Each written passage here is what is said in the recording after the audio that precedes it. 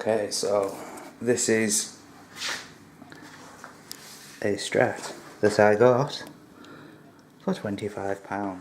Basically the idea is I'm going to chop it up and then put it back together and make it like a weird shape, Frankenstein kind of Strat. The condition I bought it in, it was suitable for a bin or turning into a decorative item, which is why I thought, you know, I can take it apart and do something with it. So I'm going to upgrade the hardware. I'm going to put some proper pickups in it, and it will sound fantastic when I'm done because I have a couple of tricks that I'm going to show you. So what I've done to start with is just mark out roughly, and what I'm thinking is to have it come out like that, and I'm going to scramble all this up so it basically looks like it's been run over by a car, but it will play fantastically, is the general idea. So though I'll be doing little bits to it, like I'll be cutting part of the headstock off and flipping it round, and I'll be chopping parts of the wings off and changing the angle that they sit at and everything like that. But the first thing I need to do is take everything off the body, because I'm going to do the body first, rid of the nitrocellulose lacquer that's on it. So that will be our first job.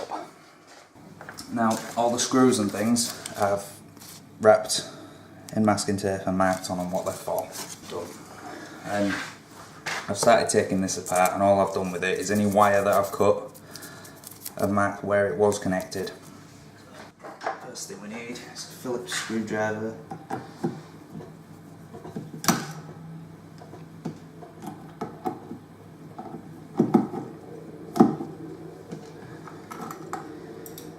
And all I'm going to do is lay the parts out that I take off it so that it's easy enough for me to put to one side when they're done. And I'm probably just going to hardtail it, which means to block off the tremolo, just because it's a Strat and it's a cheap trem system, it's not going to have any kind of tuning stability whatsoever. There'll be a lot of sections to this where if you want to use power tools to do something you can do, but I like the satisfaction that you get from finishing a project and knowing that all you used on it was elbow grease and hand tools. There's something more fun about it than just zipping through it. And I have just an ice cream tub that I'm going to put all the little parts in.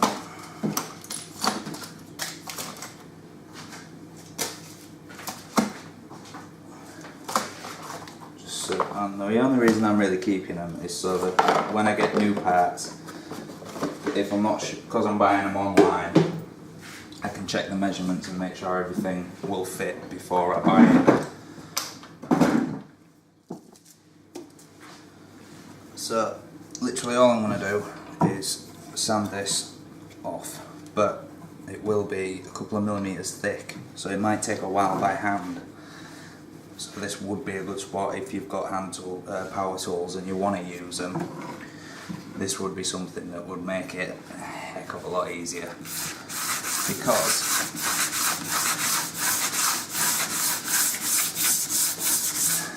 as you can see, doing it this way is going to take quite a while.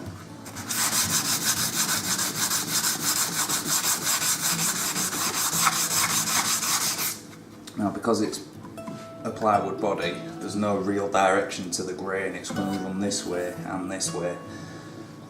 So it doesn't really matter to me which way I'm going to sand it, but because I know the top layer is most likely going to be in this direction, that's the direction I'm going to go. With solid wood bodies, especially basswood or basswood, or whatever people decide to call it, which is a really soft wood and also really light. once you get through the layer of nitrocellulose, you will hit the wood really quickly and take away quite a lot of material, so just bear that in mind as you're working it. The reason I'm using a sanding sponge instead of a block with paper attached to it is so I don't alter the shape of it as I'm doing it. I shall be altering the shape of it after I've done it. Okay, so now that I've got this contoured edge where it flattens off at the back done with the soft sponge, I'm moving on to a sanding board to do the flat sections, because everything from here to here is all flat, and if I try and do the sponge I'm likely to try and to roll these edges slightly where the sections are routed out. With a flat board it won't do that, so that's the next step. Again with the grain of the wood.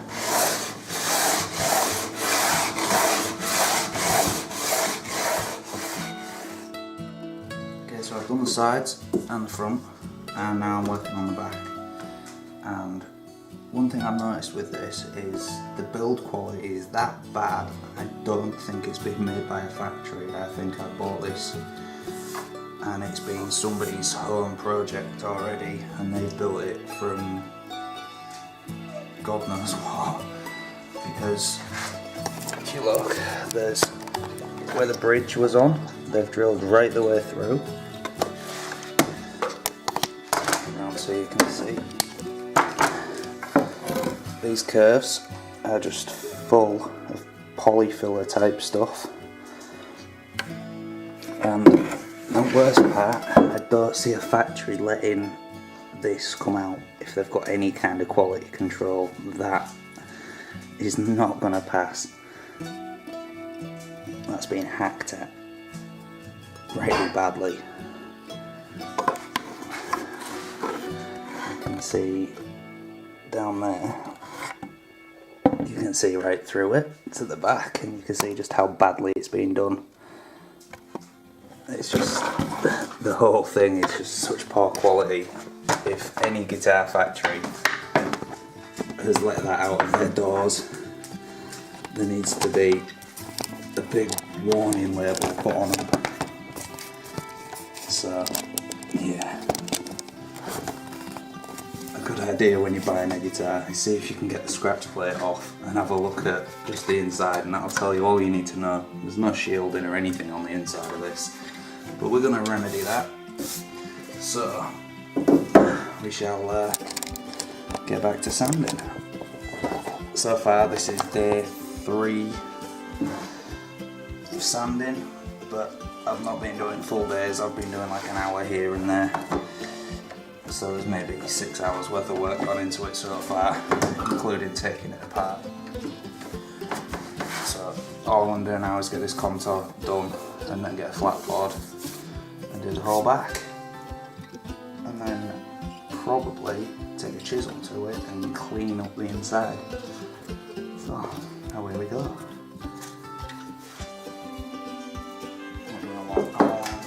Sanding sponge. The reason I'm using paper over it is just because the sanding sponges are completely worn down now.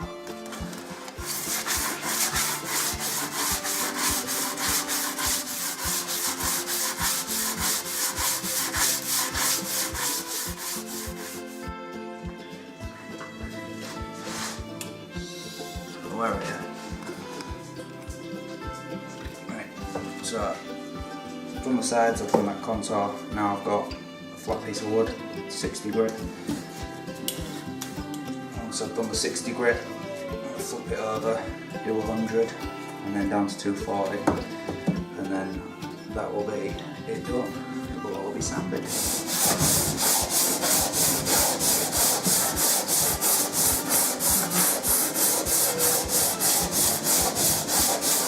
It will also all be even, because if this was flat, this bit would be coming up at the same time as this bit, so obviously this bit was higher in the middle.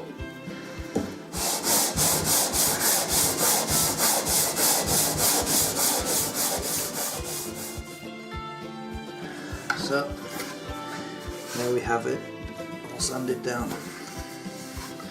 And I've not just done it with the 60 grit, I moved on to 100, which took probably about an hour to get through the 100 grit on all of it. And then I did 240 grit just to get some of the scratches out that I put in with the 60. So now it is baby skin smooth and ready for me to start hacking it to pieces. The only bit I haven't really touched is the neck pocket. I've done a little bit, but that's probably getting chopped out of it, so I'm not too worried about it. So all I'm going to do now is get a very sharp chisel, and where a route has been in, and giving it this, try and get it in the light so you can see it.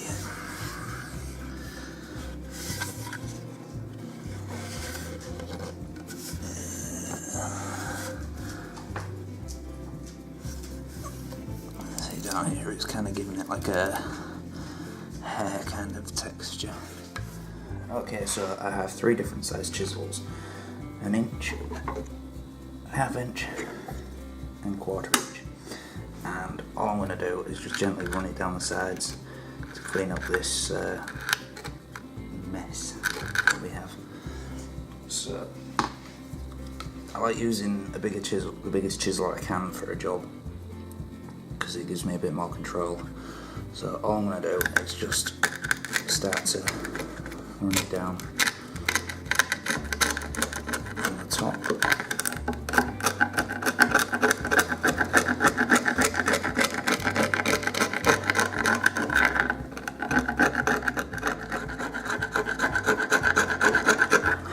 And you can see by the bits that are coming up just how uneven it is. And then all I'm going to do is, using the flat side, run down the edge.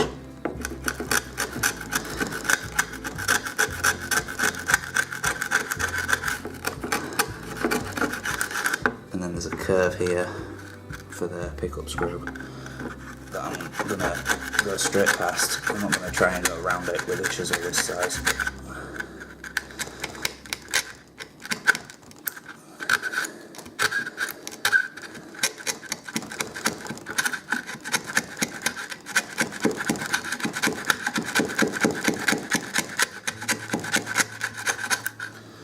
And then I can get my smaller chisel and work in the detailed sections.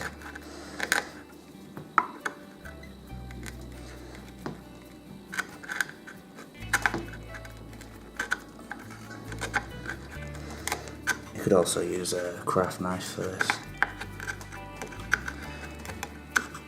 And for this detailed section, all I'm doing is slightly beveling the edge so that I don't carry on getting any splits out.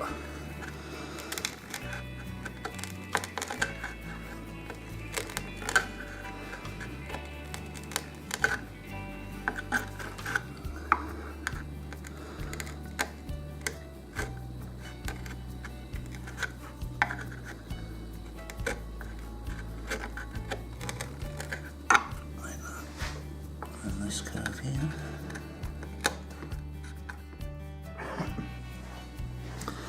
Now all I'm going to do is just slightly chamfer this edge, like I did with the slightly curved section.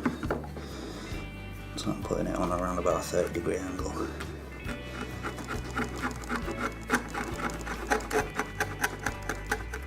So just see how even it is. Because I do a lot, I've got really thick skin on my fingers, so the backs of my fingers I don't generally do a lot with, so the skin's more sensitive, meaning I can feel what's going on.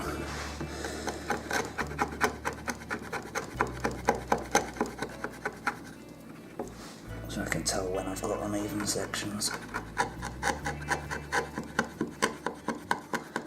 So I'm literally going to carry on doing the same techniques there until I've cleaned out the whole of the inside, because down here I've got big chunks hanging out, and then all down there's a mess. So I shall be back when I have done all that, but I'm just showing you all the techniques I'm going to be using. I finally finished cleaning it out, which took a little bit longer than I expected.